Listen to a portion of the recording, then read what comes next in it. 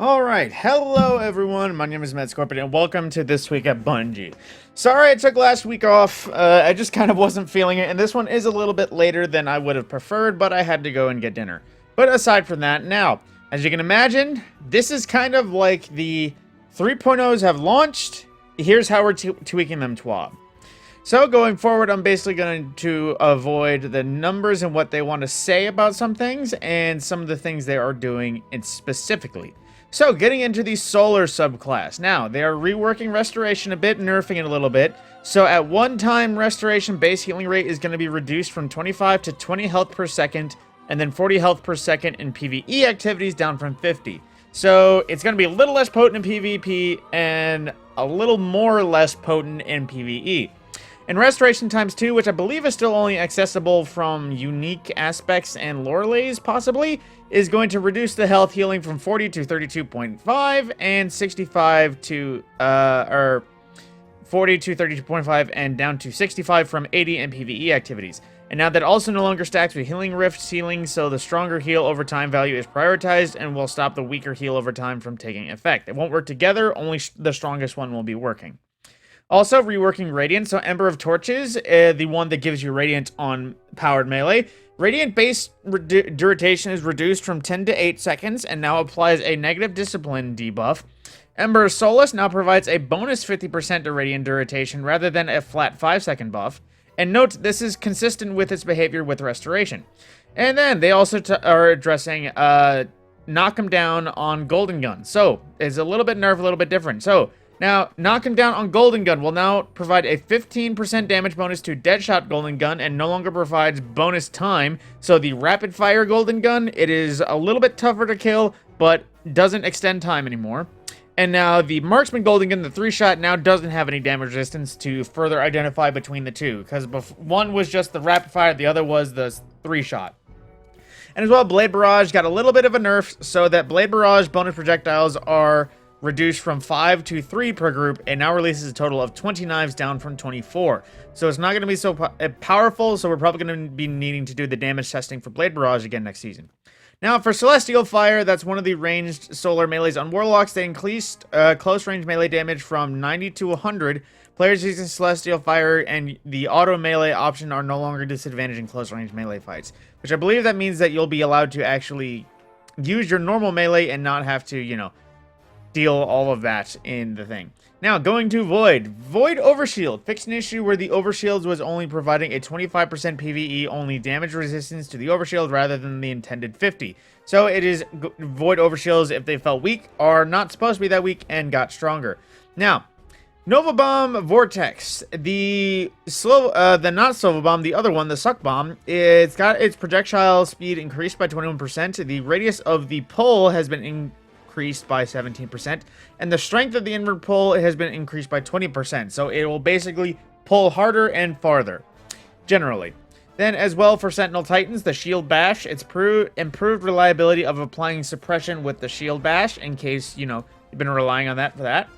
And then, changing a little bit of Hunter, so Shadow Shot Deadfall, the single shot one, increased Tether Anchor lifetime when triggered from 8 seconds to 12, so it'll latch onto things longer after it's been triggered. And Mobius Quiver reduced Tether Anchor lifetime when triggered from 8 seconds to 6. So basically, the single shot one lasts longer, the multi-shot one lasts less. Now, as well, they wanted to address the elephant in the room. We know invisibility is currently a severe pain in higher PvP. We don't have any plans to announce today, but looking at a longer-term solution in the future for invisibility, in case you think that's oppressive. And Arc. And honestly, I really hope this is supposed to be the Arc set that we never got, because I really like the look of this Warlock, and I really hope it is, because I don't know where this is from, and I really hope it is. But, aside from that, Arc 3.0 and how they're adjusting. So, Storm Grenades are already getting nerfed. The Touch of Thunder Storm Grenade base roaming duration is down a second. And the bonus lifetime granted by Spark of Magnitude to the Enhanced Storm Grenade is down a half second. Also updated friend or foe visual language, and previously the friend or foe ring surrounding Touch of Thunder Storm Grenade lightning strikes blinked on and off between strikes, and there is no indication whether the cloud itself, whether it was a friend or foe. Now the ring persists throughout the life of the storm when enemy storms have additional VFX layer in the cloud to help differentiate by the friendly and enemy storm grenades. Now, sticking with Striker. Now, Ballistic Slam. Increased Ballistic Slam damage against PvE combatants by 16%, so Ballistic Slam got a bit of a damage buff. Tempest Strike. Increased Tempest Strike damage against PvE combatants. That is the sliding uppercut on Arc Hunter. Now, as well for Arc Soul, they got increased damage against PvE combatants from 35 to 60. For Arc Warlocks, Ball Lightning Melee increased travel range up another 7 meters, or 6.5. And Chain Lightning increased PvE damage against combatants by 15%. So that is a big buff in damage for that. I could see some Worm God, or what's the word? Winter's Guile? Is that it? Yeah, some of that. And also Chaos Reach, because it is more of a burst super, one-off, it's quick to burn. It doesn't need such a longer super, so it's reduced base cooldown time from 9 minutes and 16 seconds to 7 minutes and 35 seconds. So you can expect to see a lot more, well, Chaos Reach in Crucible, because it's got a slower cooldown. Now, Stasis, how it's been adjusted. I know a lot of people thought Stasis was in a good spot, but they still adjusted a few things. They increased Stasis slow. So basically, it increased movement speed penalty while slowed by 10%. So you move slower, or you move even slower than before while slowed. Cold Snap Grenades, the Cold Snap Sneaker, can now adjust its trajectory for 0.5 seconds after creation rather than immediately finding a target and traveling towards its last known position. So it will adjust a little bit. Dust Field Grenades. Increase the slow stack application rate on players by 13%, so they freeze players specifically faster. And then, due to its potency, Stasis has a significant higher number of single fragment slot aspects, particularly on the Revenant Hunter. We took this opportunity to review the single slot aspects on the others. So, basically, Winter Shroud gets an extra fragment slot, and Cryoclasm gets an extra fragment slot. So, in case any of your builds were dependent on fragment slots, you have a little bit more freedom. And Shadebinder. It's pretty much in a good place, but for Shadebinder, Glacial Harvest reduced cooldown on Stasis Shard creation per 6 shards from 15 to 10 seconds. Then Whisper of Rending as well now provides bonus damage to stasis crystals and unfrozen targets for all primary ammo weapons rather than just kinetic primary ammo weapons.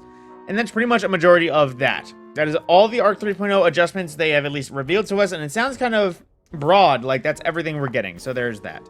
Now, also, they do mention new dungeon is on the way next season, and they're keeping up with the thing. We got a dungeon for season of last season, Duality. We got the raid with the launch of the year with, what's it called? Vow. We got King's Fall this season. That was a new raid. We're going to get a new dungeon next season. And of course, it will launch the Friday of the new season. So, drop December 9th at 9 a.m. Pacific. The first Friday of the new season, this will be able to enter. No details on what it is, though. Could be Crota. We don't know. Now, Lighthouse is Haunted. For the last week of trials, we actually, I believe, get to vote on what map it will be between the Anomaly, the Dreadnought, no, that's not the Dreadnought, the Cauldron, and Pacifica, if I recall. But pretty much, you know, new map. Actually, no, this is in a week. Or we'll get to a vote on trials map for the next week. But, you know, there's a thing. But as well, that's pretty much it for that in terms of game changes. Now, they're doing another thing where if you want to earn this emblem, play these games and run into any of these players during these games on different dates, and you'll actually earn that emblem just for participating. Either, I forget if there's any detail you have to win against them or just play with them. But, you know, it's a kind of bounty thing where if you want to play these activities, find these people, you'll get a free emblem for doing so.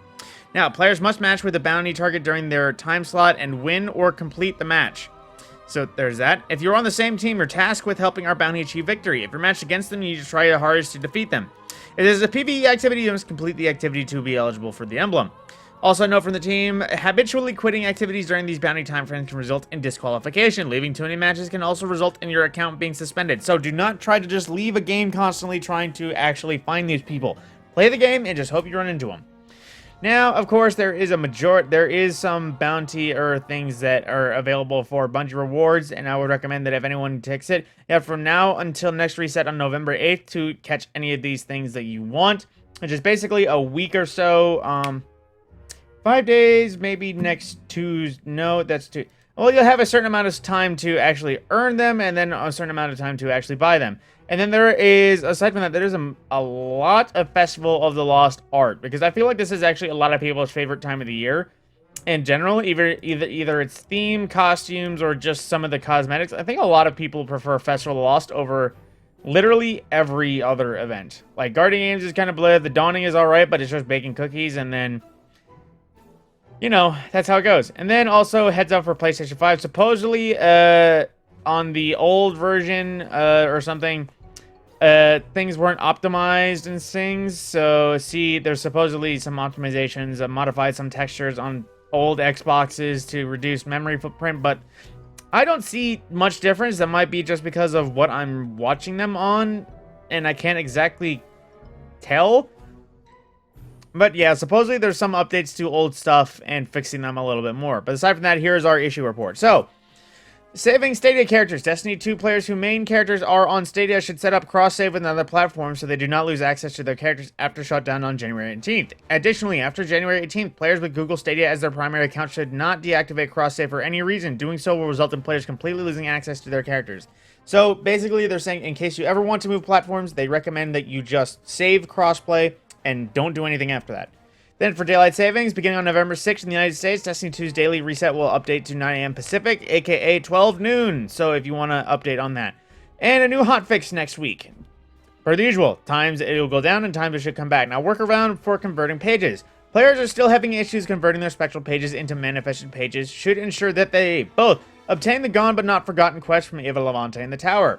Are wearing the Masquerader's helm with a festival mask. Have at least three free spaces in their character's inventory to make room for spectral phases, manifested pages, and I believe candy. Has spectral pages in their inventory prior to entering the Haunted Sector playlist. If spectral pages aren't converting into manifested pages after converting the above, players need to clear their console or PC's game cache, complete a strike, obtain more spectral pages, and complete a Haunted Lost Sectors. Know that not all spectral pages will convert into manifested pages. Now, of known issues, the all pages manifested message appears for players upon entering a Haunted Lost Sector. This message is not accurate and should only appear for completion of all Haunted Lost Sectors. Players are not losing any pages when this message appears. Certain shaders may apply textures incorrectly to pieces of Festival of Lost Mech themed armor sets. Once resolved, these shaders may display different on the sets. On Season 16 emblem dropped from Week S10's intended authority, or season, something. The source of the Retrocade Tour exotic ship is inaccurate. Eva Levante weekly bounties are not granting correct amount of bright dust after hotfix 6.2.5.2 went live. This has been corrected for those missing extra bright dust will receive in-game at a later date.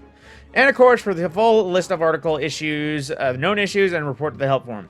But aside from that, that's pretty much everything. There's movie and art of the week per the usual, in addition to what we've already had going forward. So, that being said, Callous Pumpkin. But that being said, that's pretty much everything for this TWAB. Nothing more else aside from Festival Lost stuff. They added that twice. But, you know, that's kind of it for now. So, my name is Matt Scorpion, and I will see you in the next video.